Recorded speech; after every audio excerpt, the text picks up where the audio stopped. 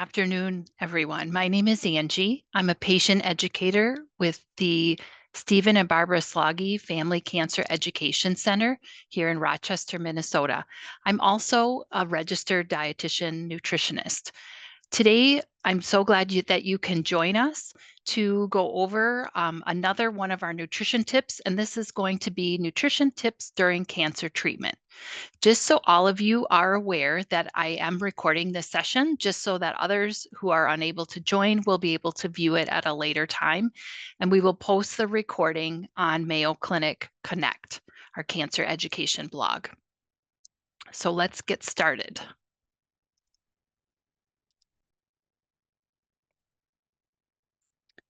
Okay. Perfect. All right. So nutrition tips during cancer treatment. So for our time today, I would like you to get these two learning objectives to explore techniques to cope with the nutritional side effects of cancer treatments. And also at the very end, I will provide you with some resources to help manage common nutrition concerns and cancer. With the limited time today, I just wanted to touch on 5 different possible side effects. And these are kind of the more common ones that people might experience during cancer treatment.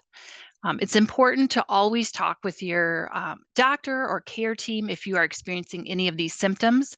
And I'll provide you with some general guidelines on what you can do if you're experiencing any of these side effects. And these commonly occur due to chemotherapy or radiation. Some people may not have any side effects. And if this is the case, then there's no need to change your diet as long as you're healthy to begin with. So just wanting to talk through a few of these types of things. So first, let's start with tips to help with nausea. Nausea is a common side effect of chemotherapy, sometimes surgery, immunotherapy, and radiation therapy, especially radiation to like the abdomen, small intestine, in the area of the colon or the brain.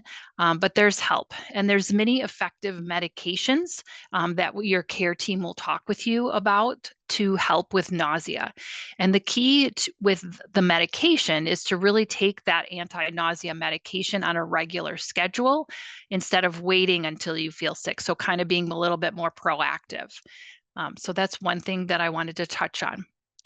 And in regards to nutrition, you really just want to choose foods that are really easy on the stomach, that don't stay in your stomach a long time, and they can go through your stomach quickly. So things like pasta and with the first nutrition tips, I was talking more like plant-focused eating, like fruits, vegetables, whole grains. That was mostly the emphasis. But if you're experiencing nausea, really decreasing the amount of fiber or like having white pasta as opposed to whole wheat or whole grain pasta would be a better alternative because that moves through your stomach and your digestive system a little bit more quickly. If it stays in there, it can cause some stomach discomfort and just, again, causing the nausea. So rice is also a good food that can pass through just plain white rice, soups, toast, crackers, just foods that are going to appeal to you. Also including small, frequent meals so that you don't overfill your stomach. That can tend to make you feel a little bit nauseous too. And then drinking fluids between meals, again, to decrease the amount of overfilling up of your stomach, can also cause that increase in nausea and even vomiting. So eating and drinking at the same time can make you feel full. So again, separating out fluids with solids.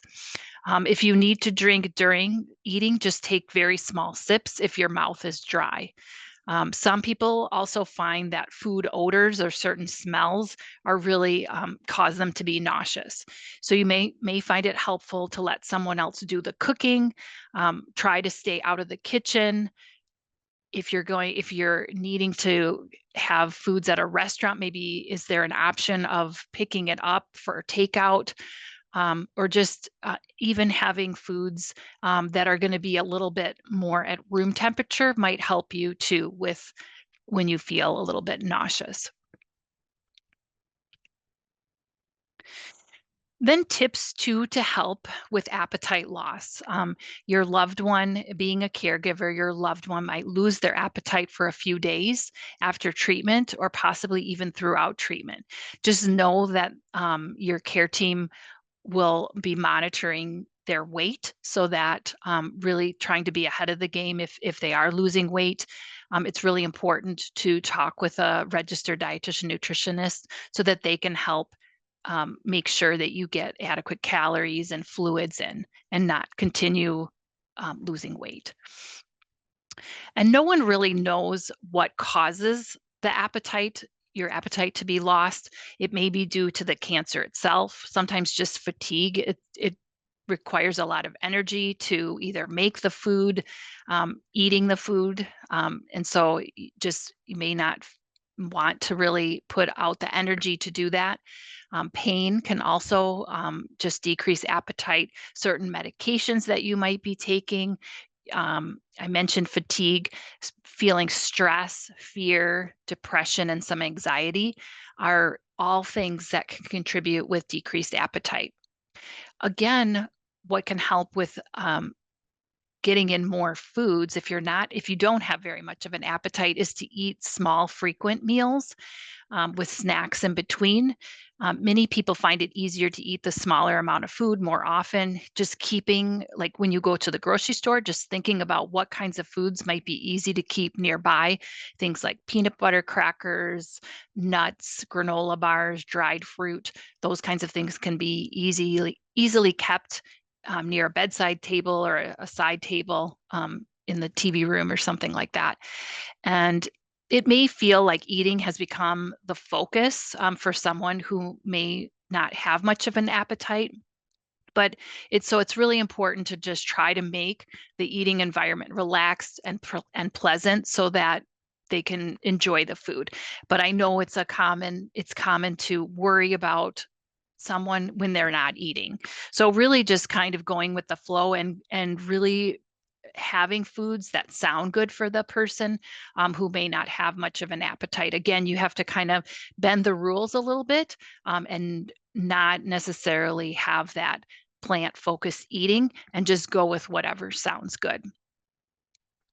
And you really need to make every bite count. So, other good ways to add calories can be using more things like butter or margarine, adding cream or sugar. Um, on your cereal, using whole milk instead of skim milk if you're not able to eat much. So for example, in this slide, we compared just using skim milk as opposed to using like cream, and adding more brown sugar to it can really add a lot of additional calories. So adding extra cheese on casseroles, in potatoes, vegetables, omelets, sandwiches, those could be ways to add extra calories. Adding granola in cookies or muffins and bread batter can increase calories, and those types of things too can be great snacks. Dried fruit to muffins too, those often add quite a bit of calories. Sweet potatoes, you can add dried fruit to them, butternut squash, and you can also add nuts to them too. To get more protein, you can use dried powdered milk, soy milk, or oat milk to add a little bit extra. Oat milk doesn't have as much protein as like regular milk or soy milk, but it can add a nice creamy texture to the food and a little bit more calories too. And some people with treatment may have taste changes, and this is really difficult. Foods may have less taste, they may have a different taste, especially meat, or other foods just taste bitter or salty or a metallic taste, or some things just have very little taste, like I mentioned in the beginning. And we don't always know exactly why this happens, but some things it may be due to the cancer treatment itself. Sometimes dental problems can be an issue. So just really, even just the cancer itself can cause the taste or smell to change. So it's often improves once treatment ends. So keeping that in mind, and then just wanting to go over some tips to get rid of that bad taste in your mouth can also be helpful. So the first bullet point sounds very obvious, but again, when you're struggling to eat, you really just need to go with whatever sounds good. And you just need to make sure that you're getting enough calories and fluid in, so that, and two, unfortunately, just really thinking about making sure that you eat as much as possible regularly throughout the day, even if it doesn't really taste the way it once did, just making sure that you're getting enough calories. One thing that can be helpful with taste changes is using disposable utensils and dishes. Sometimes metal silverware can just add to that metallic taste. So that's one thing that I recommend if people are struggling with that. Um, and then just keeping your mouth clean, rinsing your mouth by brushing or flossing can help the food taste better, and just making sure that if that's really become a problem, despite brushing teeth or using mouthwash, to just check with your doctor or dentist, to if there are any special mouthwashes that you could use that could help with taste changes.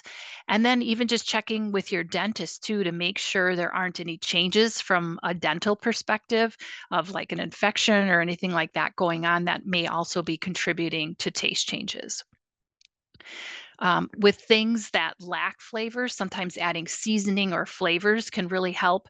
So adding more salt or pepper, different herbs or spices can enhance the flavor. And then using some things like lemon, citrus, or vinegar. But again, use caution with these types of things if you have like a sore mouth or sore throat, because that can just irritate it more. But sometimes using these type of citrusy, um, or more stronger flavors can really enhance the flavor if everything's just tasting kind of flat.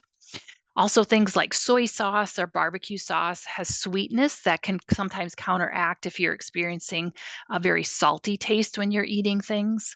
And then also with the bitter or acid taste, it can also help with that. And then too, with adding extra flavor, those sharp cheddar cheeses, again, cheeses that have like more of a stronger flavor, can also enhance the taste and add extra calories too. And then even things like chewing gum, sucking on hard candy can change the taste in your mouth if you're having taste changes.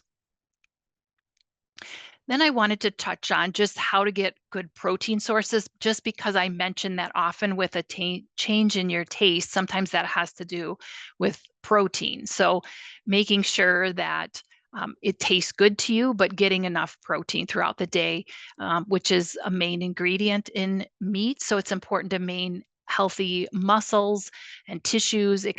Protein also helps fight infections, and then it helps the body with healing and building. So it's really important to try to get enough.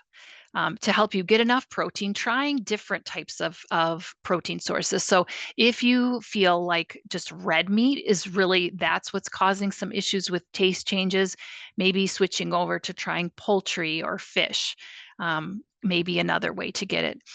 Dairy products, things like milk or yogurt, are really great sources of protein. Other things too, even with calcium too, they have other things in them. Eggs, cheese, and I mentioned milk. And then other things like peanut butter, nuts are also good sources of protein. And then beans like navy beans, pinto beans, chickpeas, lentils. So those also are great sources of protein, as well as eggs. And then sometimes too, even just using meat and mixing it with other things may help it taste a little bit better. So I mentioned this like with the barbecue sauce, or using meat in chili, um, different stews or sloppy joes. Sometimes just having the extra flavors and not just a piece of meat, it will help enhance the flavor a little bit and still getting enough protein. And for people who have sore mouth or sore throat, just wanted to touch on this as well. Radiation therapy to the head or the neck chemotherapy and immunotherapy can sometimes cause mouth sores, just because with chemotherapy, it affects all parts of the body, and it often affects even healthy cells that rapidly turn over. So cells in our mouth and our throat, those turn over quickly, so they might get sore with chemotherapy. But it makes sense too with radiation, if you're getting treatment directly to the mouth or the throat area, that it would cause radiation. And often those issues with sore mouth or throat, as you continue on with radiation, that may tend to get worse. And you may have dental problems, or mouth infections can also make your mouth sore too. So just to keep that in mind. And then just again, making sure that you have that open communication, whether that's when you meet with your care team or through a patient portal, if you're experiencing any of these issues, to talk with them so that maybe they can prescribe some kind of medication to help control the pain or help it heal a little bit faster. But here's some dietary or nutrition suggestions. So really just avoiding that very hot or cold foods, and fluids, sometimes cold fluids, and um, like cooler fluids can help soothe people. And again, just trying to experiment with that and seeing what works best for you. But really, very hot things can irritate it, and just the cold, you just kind of have to try, see, maybe it might even soothe it. Choosing foods that are soft or bland, things like cooked cereal, rice, noodles, mashed potatoes, instead of like things that are coarse, like hard bread. Spicy foods, acidic foods, I mentioned that can enhance flavor, but if you're experiencing a sore throat or mouth, those would be things you want to avoid. And even too, maybe just the textures is really bothering you, or chewing can be difficult. So putting things in a blender for a short period of time can just really help soothe the mouth so that it doesn't cause more irritation. And I wanted to touch too on constipation, just because that's probably one of the most common things that people may experience, even more so than diarrhea. And it can be caused by a variety of different factors. Often just a lack of fluid that people might be drinking doesn't help. It gives us issues of having things move through our body. Um, we may not be as active as we were prior to treatment, so that can also slow the gastrointestinal tract. And then the change in routine. So if you need to travel to be or being away from home to receive treatment, that can often throw our system off a little bit. And then sometimes medications, like I mentioned, that anti-nausea medication or pain medication, maybe that too can oftentimes contribute to issues with constipation. So really just making sure you focus on getting enough fluid, at least getting about 8 cups per day. But if you can have more, that will be helpful, especially if you're experiencing constipation. If you're already drinking that much, increasing it further may help a little bit. So just maybe tracking it can really be helpful in seeing where you're at with that. And then try adding more fiber. So things like raisin bran, whole wheat bread, fruits, vegetables, nuts, popcorn too are also a good source of fiber as well. But again, as you increase the fiber, you want to make sure you get enough fluids, because again, that increase of fiber needs that fluid to help kind of move everything through the body. Prune juice and prunes contain natural laxatives, so those can be really helpful for people too experiencing constipation. Try, if at all possible, to eat on a regular schedule. That can just help promote regular bowel movements too. And then being as active as you possibly can. So even some exercises in your bed or just walking around in the house may help you help get your GI tract moving a little bit better. So if these changes really still aren't helping you with that, trying to just making sure once again, you're talking to your healthcare team, because there are some medications that can help you, like a stool softener. But again, just talking with your care team to make sure that that's something that they would recommend. And I mentioned too that I was going to talk a little bit about some resources. So a lot of this, some of this information is on our Mayo Clinic Connect Cancer Education blog. We do have a self-paced learning module that goes over some nutrition symptoms that people may be experiencing during treatment. And this module can be done online. So the same place where you got the link to join us today, you'll also find under classes and resources this nutrition module where nutrition during cancer treatment, where you can kind of walk through if you're experiencing any certain type of symptoms, you can go on to that specific spot within the module and learn more about that. And then too, there's other information on nutrition on the under the More tab if you wanted to read more on that. And then I also wanted to include an oncology nutrition website that has a lot of recipes and different things that you could look at to try, whether that's increasing fiber or things that might be a little more bland, depending on what symptom you might be experiencing. You could also try that as well. So I hope with some of the tips that I provided you today, you could try one step that can help you improve one of those symptoms that you're experiencing. Then too, I wanted you to let you know we have one nutrition tip session left in November. That's the last week in November. Again, the schedule can be found the same on our cancer education blog, and that will be on healthy snacks. So wanted to let you know of that. And then too, I've always mentioned this at each one of my nutrition tips, but we have a new class coming next year in our Stephen and Barbara Slaggie Family Cancer Education Center. It will be on meal planning basics for cancer survivors. And all of our classes are free. You just need to be a Mayo Clinic patient and have your provider order that, and we'd be happy to provide this class for you. Again, just wanting to try provide some different tips and different things to get you in the habit of meal planning that can just enhance your overall nutrition intake when you make meals at home. So at this time, I can take questions if people have any questions. Check. Okay. One person has a great question, and just with the concern of their loved one and not being able to eat a whole lot, they're just wondering if they should take a dietary supplement during cancer treatment. And I'm glad you asked this question, just because often people worry or wonder if they should take a supplement if they're not eating like they were before treatment. The thing that I really stress is, if at all possible, trying to get your nutrition from foods first. And then before you take anything, I really stress really just talking with your care team, because some supplements can interact or interfere with cancer treatment.